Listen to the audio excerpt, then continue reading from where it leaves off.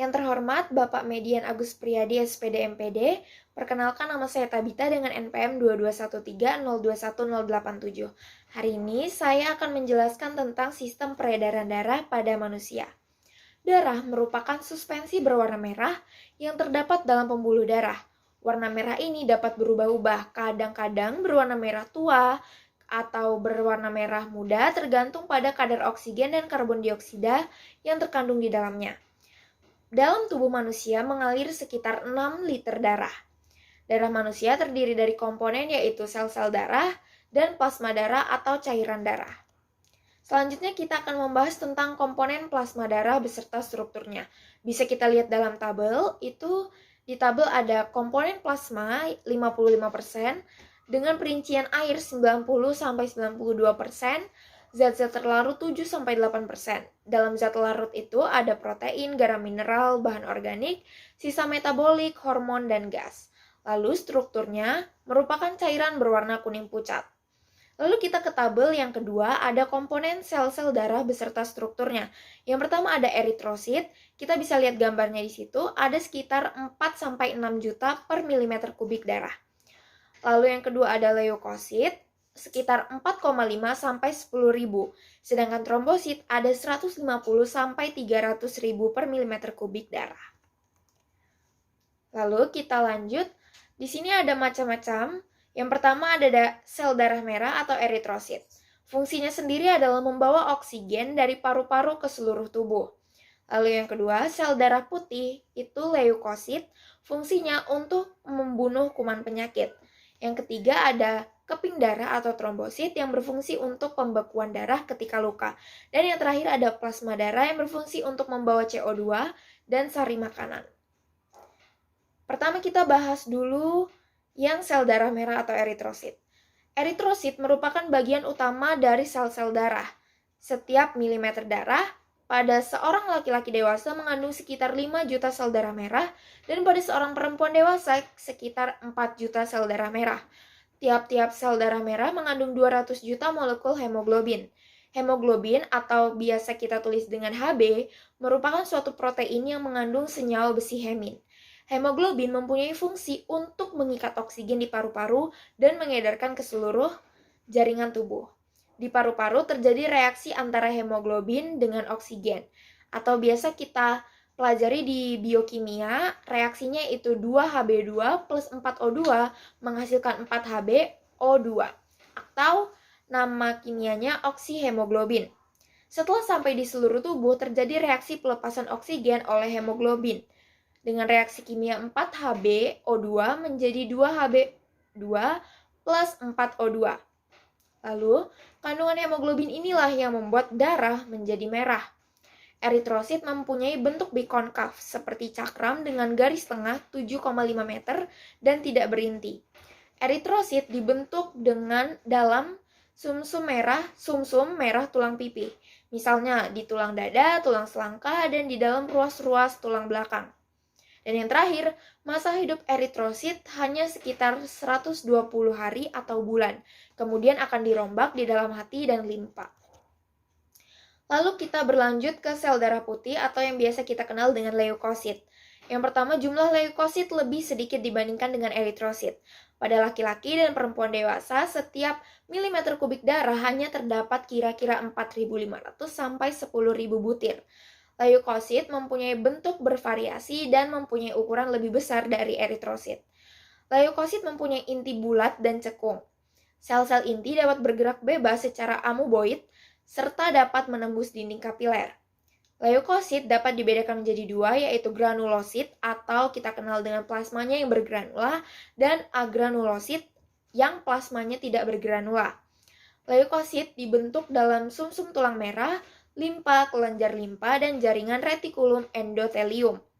Lalu, tugas utama dari leukosit sendiri adalah memakan kuman penyakit dan benda-benda asing lain, seperti bakteri yang ada di dalam tubuh. Oleh sebab itu, leukosit dikenal sebagai fagosit.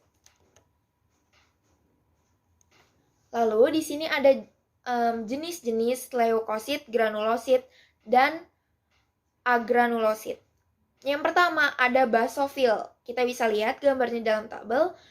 Setiap milimeter kubik darah mengandung 20-50 butir basofil. Plasma bersifat basah dan terdapat bintik-bintik biru yang mengandung histamin. Yang terakhir, basofil bersifat fagosit. Yang kedua ada eosinofil. Tiap-tiap milimeter kubik darah mengandung 100-400 butir. Plasma bersifat asam dan terdapat bintik-bintik biru. Dan yang terakhir, eosinofil bersifat fagosit. Lalu yang ketiga ada neutrofil. Tiap milimeter kubik darah mengandung 3.000-7.000 butir. Plasma bersifat netral dan terdapat bintik-bintik. Dan ia juga bersifat fagosit. Lalu lanjut ke neutrofil. Maksud saya limfosit. Tiap milimeter kubik darah mengandung 1.500-3.000 butir. Lalu, limfosit dapat bergerak bebas, dapat membentuk zat antibodi. Yang terakhir ada monosit, yaitu tiap milimeter kubik darah mengandung 100-700 butir. Dapat bergerak cepat, bersifat fagosit, dan monosit ini dapat membesar dan berkembang menjadi makrofag. Makrofag sendiri merupakan sel fagositik terbesar dan berumur panjang. Lalu kita berlanjut kepada keping darah atau trombosit. Trombosit berbentuk oval tidak berinti, berukuran kecil yaitu sekitar 3-4 mm kubik. Pada umumnya, setiap milimeter darah terdapat 150.000 sampai 350.000 trombosit. Trombosit dibentuk dalam sumsum tulang dan mempunyai umur lebih kurang 100 hari. Trombosit mudah pecah dan akan mengeluarkan enzim trombosit atau tromboplastin. Enzim ini yang akan berperan dalam proses pembekuan darah. Jika terjadi luka, darah keluar sehingga darah berhubungan dengan udara. Trombosit yang keluar bersama darah akan pecah karena bergesekan dengan luka dan mengeluarkan trombokinase atau tromboplastin. Dan dengan bantuan ion-ion Ca, tromboplastin mengubah protrombin dalam darah menjadi trombin. Dan kemudian trombin akan mengubah fibrinogen yang ada di dalam darah menjadi benang-benang fibrin, yaitu berupa benang-benang halus yang menutup luka sehingga darah tidak keluar lagi. Lalu, ada plasma darah. Senyawa atau zat-zat kimia yang larut dalam cairan darah antara lain sebagai berikut. Yang pertama, sari makanan dan mineral yang terkandung dalam darah, misalnya monosakarida, asam lemak, gliserin, kolesterol, asam amino, dan garam-garam mineral. Yang kedua, enzim, hormon, dan antibodi sebagai zat-zat hasil produksi sel-sel. Yang ketiga, protein yang terlarut dalam darah. Molekul-molekul ini berukuran cukup besar sehingga tidak dapat menembus dinding kapiler. Contohnya yang pertama ada albumin, yang berguna untuk menjaga keseimbangan tekanan osmotik darah. Yang kedua ada globulin, berperan dalam pembentukan G-globulin, merupakan komponen pembentuk zat antibodi. Dan yang terakhir ada fibrinogen, yang berperan penting dalam pembekuan darah.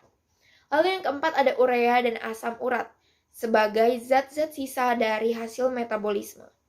Lalu ada oksigen, CO2 atau karbon dioksida, dan nitrogen, sebagai gas-gas utama yang terlarut dalam plasma. Bagian plasma darah yang mempunyai fungsi penting adalah serum. Serum sendiri merupakan plasma darah yang dikeluarkan atau dipisahkan fibrinogennya dengan cara memutar darah dalam sentrifuge. Serum tampak sangat jernih dan mengandung zat antibodi. Antibodi ini yang berfungsi untuk membinasakan protein asing yang masuk ke dalam tubuh. Protein asing yang masuk ke dalam tubuh disebut antigen. Antigen yang terdapat dalam sel darah dikenal dengan nama agglutinogen, sedangkan antibodi yang terdapat di dalam plasma darah dinamakan agglutinin. Agglutinogen membuat sel-sel darah peka terhadap agglutinasi atau penggumpalan. Adanya agglutinogen dan agglutinin di dalam darah ini pertama ditemukan oleh Karl Landsteiner pada tahun 1868 sampai 1943. Lalu, bila di dalam sel darah seseorang mengandung agglutinogen A dan serum darahnya dapat membuat agglutinin B, maka rumus darah orang tersebut adalah A besar B kecil dan mempunyai golongan darah A. Bila di dalam sel darah seseorang mengandung agglutinogen B dan serum darahnya dapat membuat agglutinin A, maka rumus darah orang tersebut adalah B besar A kecil dan mempunyai golongan darah B. Bila di dalam sel darah seseorang mengandung agglutinogen A dan agglutinogen B, Tetapi serum darahnya tidak dapat membuat aglutinin, maka rumus darah orang tersebut adalah A besar, B besar, dan mempunyai golongan darah AB. Bila di dalam sel darah seseorang tidak mengandung aglutinogen dan serum darahnya dapat membuat aglutinin A dan B, maka rumus darah orang tersebut adalah negatif A kecil, B kecil, dan membuat golongan darah O. Lanjut, saya akan membahas tentang fenotip golongan darah dan genotipnya, serta kemungkinan macam sel gamet. Pada slide ini sudah tersedia tabel yang berisi tentang fenotip golongan darah. Yang pertama golongan darah A, genotipnya IA-IA dan IA-IO. Kemungkinan macam sel gametnya itu IA dan IO. Yang B, golongan darah B maksud saya, genotipnya IB-IB dan IB-IO. Kemungkinan macam sel gametnya yaitu IB dan IO. Sedangkan golongan darah AB memiliki genotip IA-IB dan kemungkinan macam sel gametnya adalah IA dan IB. Lalu yang terakhir, golongan darah O dengan genotip IO-IO, kemungkinan macam sel gametnya hanya satu, yaitu IO. Lalu golongan darah, seperti yang sudah saya sampaikan sebelumnya, golongan darah A memiliki aglutinogen A dan aglutinin B. Lalu B kecil maksud saya. Golongan darah B memiliki aglutinogen B dan aglutinin A kecil. Golongan darah AB memiliki aglutinogen A dan B dengan tidak memiliki aglutinin. Sedangkan golongan darah O tidak memiliki aglutinogen dengan aglutininnya A kecil, B kecil. Lalu ada beberapa sebutan. Yang pertama, orang yang mendapat darah disebut dengan resipien, sedangkan orang yang memberikan darah disebut donor. Pengelompokan darah dengan sistem resus, yaitu resus positif atau biasa kita tulis dengan RH+, dan resus negatif yang ditulis dengan RH-. Berdasarkan sistem ini, jika darah seseorang diberi serum anti-RH, terjadi penggumpalan, orang tersebut bergolongan resus positif atau RH+. Sebaliknya, jika tidak terjadi penggumpalan, orang tersebut bergolongan resus negatif atau RH-. Lalu ada beberapa fungsi darah. Yang pertama, untuk mengangkut oksigen dari paru-paru ke seluruh jaringan tubuh. Yang kedua, mengangkut sari-sari makanan dari usus ke jaringan tubuh. Yang ketiga, mengangkut karbon dioksida dari jaringan tubuh ke paru-paru. Yang keempat, mengangkut hasil ekskresi dan jaringan tubuh ke ginjal. Yang kelima, mengatur dan mengontrol temperatur tubuh. Dan yang terakhir, mengatur distribusi hormon. Lalu kita akan membahas tentang jantung. Jantung terletak di dada kiri sebelah atas. Besarnya kira-kira seperti kepalan tangan. Beratnya sekitar 300 gram. Otot jantung bekerja tanpa dipengaruhi kesadaran. Jantung memiliki 4 ruang. Yang pertama, serambi kiri atau atrium kiri, serambi kanan atau atrium kanan, bilik kiri atau ventrikel kiri, bilik kanan atau yang dikenal dengan ventrikel kanan. Serambi kanan dan serambi kiri mengembang atau berkontraksi dan menguncup atau berelaksasi secara bersama-sama. Tiap ruangan pada jantung dilengkapi dengan katup. Fungsi katup yaitu untuk mencegah tercampurnya darah pada tiap ruang jantung. Tiap katup dapat membuka dan menutup seirama denyut jantung. Denyut normal jantung 70-80 denyut per menit.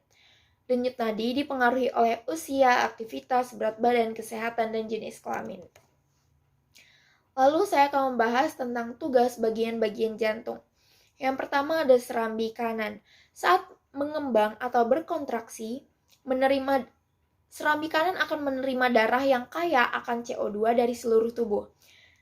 Sedangkan saat menguncup atau berelaksasi, serambi kanan akan mengeluarkan darah yang kaya akan CO2 menuju bilik kanan. Lalu untuk serambi kiri, saat mengembang, serambi kiri akan menerima darah yang kaya O2 dari paru-paru. Kemudian saat menguncup, serambi kiri akan mengeluarkan darah yang kaya O2 menuju bilik kiri. Kemudian bilik kanan saat mengembang menerima darah yang kaya CO2 dari serambi kanan. Kemudian saat menguncup mengeluarkan darah yang kaya CO2 menuju paru-paru untuk dibersihkan. Kemudian yang terakhir bagian dari jantung yaitu bilik kiri saat mengembang menerima darah yang kaya O2 dari serambi kiri. Saat menguncup, bilik kiri akan mengeluarkan darah yang kaya akan O2 menuju seluruh bagian tubuh. Lalu ini adalah gambaran singkatnya tentang peredaran darah. Ada dua macam, yaitu peredaran darah besar dan peredaran darah kecil. Dalam peredaran darah besar, alurnya dari jantung menuju ke seluruh tubuh, kemudian kembali ke jantung. Sedangkan pada sistem peredaran darah kecil, dari jantung, darah akan dibawa ke paru-paru, lalu kembali ke jantung. Peredaran darah. Yang pertama ada pembuluh nadi atau arteri. Berfungsi untuk mengalirkan darah yang kaya akan O2 dari jantung ke seluruh tubuh. Yang kedua, pembuluh nadi terbesar atau aorta. Yang ketiga, pembuluh nadi terkecil atau arterial atau kapiler. Yang kedua, ada pembuluh balik atau biasa kita kenal dengan vena, yang berfungsi untuk mengalirkan darah kotor yang kaya CO2 dari seluruh tubuh ke serambi kanan dan mengalirkan darah dari paru-paru melalui pembuluh balik paru-paru. Yang ketiga, ada kapiler. Kapiler merupakan pembuluh darah berukuran kecil sebagai perpanjangan arteri dan vena. Dinding sel pembuluh ini bersifat permeabel sehingga cairan tubuh zat-zat terlarut dapat keluar masuk melalui dinding selnya. Dan yang terakhir, terjadi pertukaran oksigen, karbon dioksida, zat-zat makanan, serta hasil-hasil ekskresi dengan jaringan yang ada di sekeliling kapiler. Lalu saya akan membahas tentang perbedaan arteri dan vena. Yang pertama, kita bahas dulu tentang arteri. Arteri memiliki dindingnya yang tebal dan elastis, sedangkan vena dindingnya tipis dan kurang elastis. Yang kedua, memiliki satu katup di pangkal arteri, sedangkan vena memiliki banyak katup yang terletak di sepanjang vena. Arteri terletak di bagian dalam tubuh, sedangkan vena terletak di dekat permukaan tubuh. Yang keempat, tekanan dari arteri itu kuat sehingga denyutnya terasa, sedangkan jika vena, tekanannya lemah sehingga denyutnya tidak terasa. Untuk arteri membawa darah yang kaya akan oksigen, sedangkan vena membawa darah yang kaya akan karbon dioksida. Lalu, jika terluka, arteri akan mengeluarkan darah dengan memancar, sedangkan vena jika terluka, darah akan menetes. Lalu ada penyakit pada sistem peredaran darah. Yang pertama ada tekanan darah tinggi atau biasa kita kenal dengan hipertensi. Gejalanya otot leher terasa tegang atau bisa juga sering marah-marah. Penyebabnya adalah makanan yang berlemak, makanan bergaram, kurang olahraga, dan faktor usia yang sudah lanjut. Yang kedua, tekanan darah rendah. Gejalanya biasanya cepat lelah, kaki dan tangan terasa dingin, dan kepala pusing. Penyebabnya kurang olahraga dan kurang makanan bergizi. Yang ketiga, kanker darah atau leukemia. Penyebabnya adalah kelebihan sel darah putih dan kelainan sumsum tulang belakang.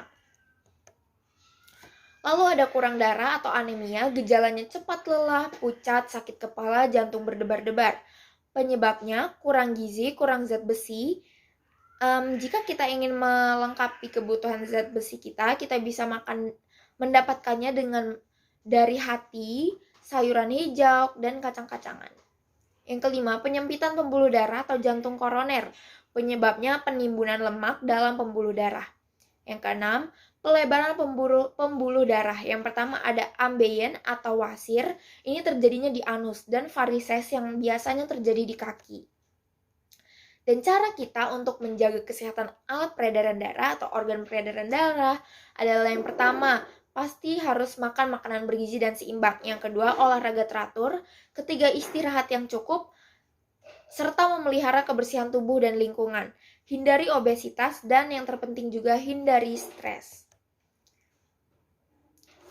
Sekian presentasi dari saya tentang sistem peredaran darah manusia. Semoga dapat dipahami. Terima kasih.